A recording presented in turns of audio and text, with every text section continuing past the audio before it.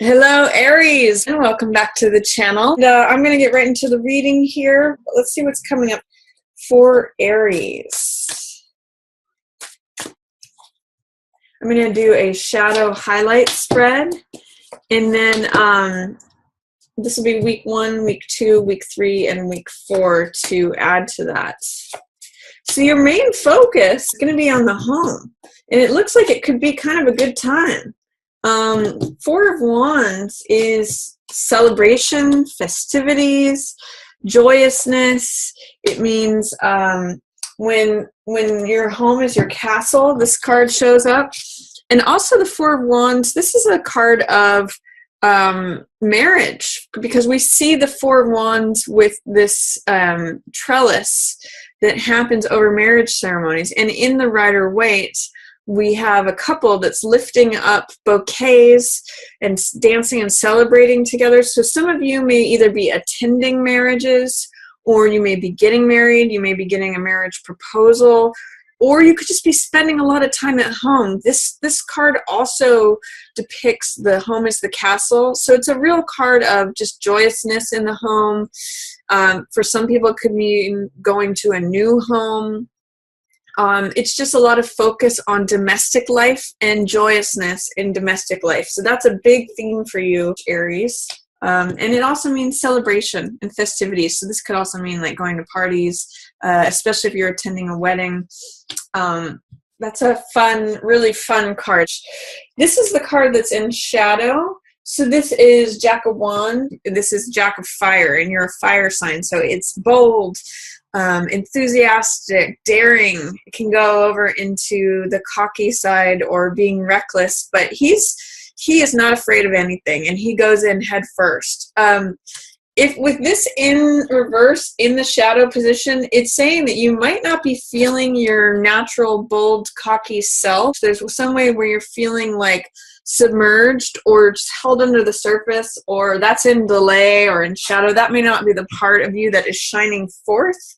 I'm actually getting the sense with this card, 2 of Wands, this is your highlight card, that partnership is highlighted, receiving help from others, not necessarily feeling like you have to go fight everything. I'm actually getting that, knights tend to fight and joust and prove their worth through engagement of conflict, whereas 2 of Wands does it through diplomacy. They actually experience their own boldness, their own power through receiving help. This is the person who climbs the mountain. He's got the whole world in the palm of his hands, and the world is his oyster. So I actually get the sense that whatever you felt like in the past, you've had to fight it out, and it's you versus the world, and I have all this energy to go adventure and be bold and be daring and take on the world. Here you're like, no, I've already conquered the world. I've already got it in my hands. I'm climbing to the top of this mountain, and if you want to help me, you can come. So it's a little bit different of a mentality. And I like this. I like this as the highlight for you, Aries. This guy, he experiments a lot. This guy experiments, and he says, I'm ready to go. I'm willing to go do this, but he sometimes overdoes it, and this can sometimes come up as anger. But I would say one of the things that both of these cards have in common is confidence and boldness. And so that's a very common Aries trait anyway. I get the sense of having to fight is passing away for you. That's what's in shadow. That's what is your normal self, is being kept under the surface here. What's highlighted is receiving help, getting your goals accomplished by conquering that mountain. And here's the Sherpa who's showing up. It's partnership again. And also, by the way, this could be a romantic partnership. This could be like an employee who's helping you out. This could be a friend. This could be a family member. Any 2 energy. It doesn't necessarily have to be romantic. It can often be like this could be a spouse, especially if you've got this marriage energy going on, or partnership. It doesn't have to necessarily be marriage. It could just be committed partnership. But this is highlighted as well, and this is your central card. So you may be going into business perhaps with your significant other, or it can show up in a number of different ways. And it looks like it can happen really quick. before I get to this card, I want to talk about this one. This is what's passing away. And this is good because Eight of Swords has to do with feeling stuck, feeling in victim mentality. It can be a set of beliefs that aren't serving you. Swords always represent thoughts and ideas and beliefs. So this means letting go of those in the reverse. And in the passing away position, you'll be letting go of a belief system that keeps you ensnared, keeps you trapped, keeps you cut off from your own personal power. The progression from this to this, these are completely antithesis of one another. She is victim mentality, believes she has no power, and this person says, I have the power right here in my hand. It's within me. It's my own. I'm connecting with my own personal power. I'm bold. I'm confident. I can take on the world. So this is passing away for you, Aries. Whatever old beliefs are saying to you, I can't do it. I don't have the capability. I don't know how. It's not up to me. I'm powerless. I'm a victim. I can't. This is saying I can. And I'm already here. And not only I can, but I am doing it. Watch me do it. So this too, lots of fire energy here. All of these cards are fire except this one. So enthusiasm, motivation, happiness, joyfulness, celebration. And this means it can go fast. This means you may transition very quickly from this to this. It also means that whatever domestic stability you're getting is going to fuel you to your goals happening very quickly. It's almost like once you establish the stable base, Aries, this is 80 to 90% lined up. This means the water boils very quickly and you come into your own personal power with help. And this is achieving your goals. So it's almost like when you establish that firm base to work from, stuff happens really fast for you, is what I'm seeing. So attend to whatever's going on at home. Enjoy that. It's a wonderful, beautiful card. And then it can start happening very quickly that these goals, you start conquering those mountains. This is like, I've got my house in order. Now things are happening really fast. I can go climb that mountain. And then the first week, we're going to be connecting with strength. Good week to, do the things that you've been wanting to do for a while. This is a card of softness. So again, it does not mean you have to fight for anything or be daring or cocky. It's not a card of force, but it's a card of softness. It's a card of endurance. It's a card of patience, relying on your own fortitude, your own patience, knowing your inner strength.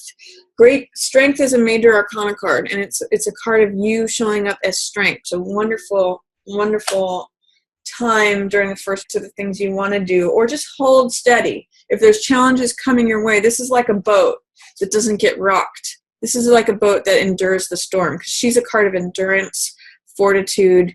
I think of waves crashing up against a lighthouse or something like that, and the lighthouse doesn't crumble. It just stays steady. That's the power of strength. And she also, one other thing I'll say is she doesn't force the jaws of the lion open. She is gentle and she coaxes them open. So that's the difference between her and, say, Chariot, which is more about hard control.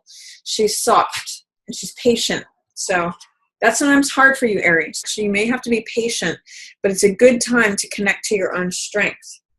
For some reason, too, I'm also getting, and I don't know why I'm getting this for you, but it may be a good time to do strength training. For those of you who go to the gym, who are trying to develop your muscles or trying to develop anything to do with strength. Then I see Two of Coins in your placement for the second week. This is a card of flexibility. It can sometimes be a card of financial contracts. It means, on the low side, it means feeling unstable or feeling like you're stretched thin, like you don't know whether to go left or right. It can be a card sometimes of indecision, but often it means like being pulled to your very, I'm not sure how to say it. It's like being stretched thin is the best way I can describe it. Sometimes like borrowing money from Peter to pay Paul, feeling like you're standing on one foot, like nothing is stable. Can feel like a card of pressure, like you've got to keep all these balls in the air while you're standing on one foot. But it can also mean being flexible and adaptable to changing circumstances. So I always point to the boat here in the background. In the Rider-Waite, there's waves that are going up and down. And what it means is being flexible enough to adapt to changing circumstances.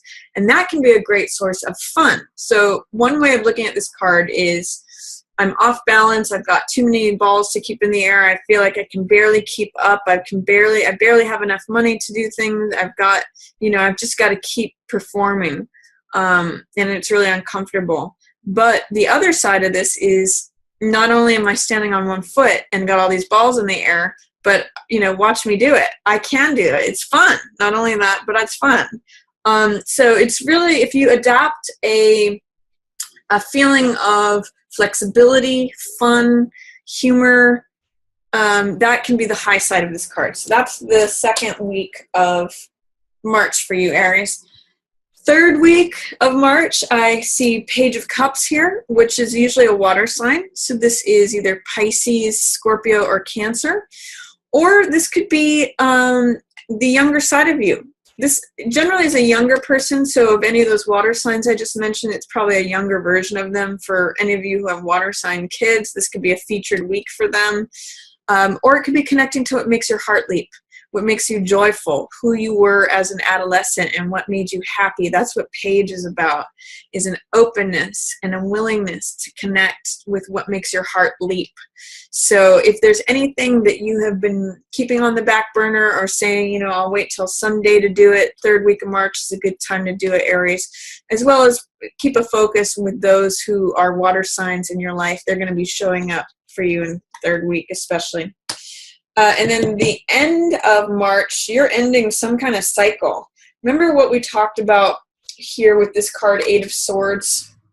Swords are thoughts. And these are thoughts that encircle you, keep you trapped. When it's up to 10 swords, it ends up like draining the life force out of you. This card I sometimes call negative thinking. And 10 is a completion number. So whatever it was that you had to let go of here, whatever's passing away, this is like a final clearing of that. This is the ending of that way of thinking, because you can see it's just draining the person. And I also call this card, sometimes it's darkest before the new dawn. This card can also be called bottoming out.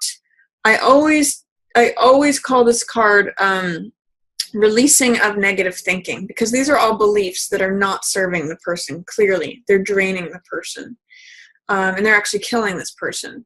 So sometimes you have to go down to the very bottom of thinking a certain way before you adopt a new version. And I'm going to say it's really having to do with this letting go of victim mentality. This is sort of like the final clearing out of anything residual that wasn't cleared out from this. There might be like a couple lingering thoughts that are needed to complete the cycle, because this is 10. This means it's the same as 1, which is beginning anew. So some of you may see a new you, a new way of thinking emerging and casting off of this old, any negative belief patterns that you might have. So that's my reading for you, Aries. I hope you enjoyed it.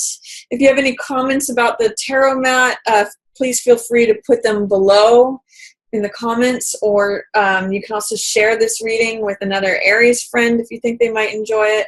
As always, feel free to like or subscribe, and I just want to thank everyone so much for watching. Yours in the Stars.